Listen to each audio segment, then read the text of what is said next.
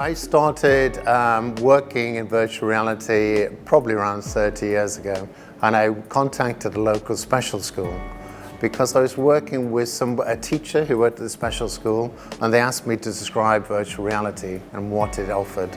And what it offers is that you learn experientially. You don't have to learn English or mathematics then to learn about something else.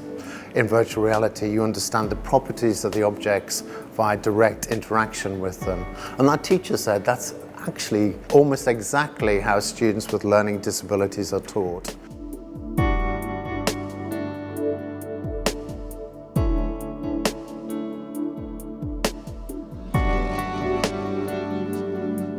We've been working with the NICER group at the Oakville School for 30 years now. So we started to use virtual reality to teach them independent living skills and communicational skills to increase their opportunity for inclusion and for even getting a job in the real world.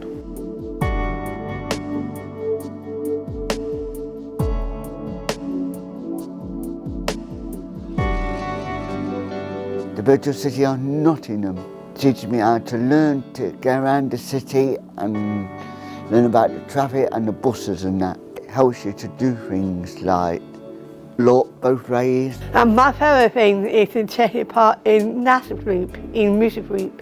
Now I'm at Don Centre and do sweeping the floors. Sometimes I help turning bad things up sometimes. I feel being important.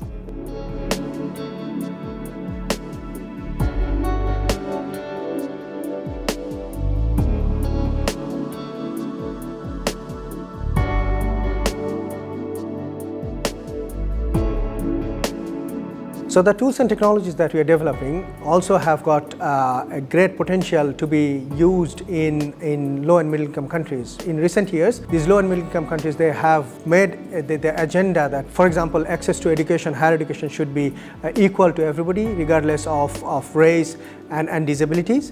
Therefore, one of our projects called Diverse Asia aims to transfer the know-how and these tools to countries like Bangladesh, India, to improve the participation of neurodivergent populations in higher education.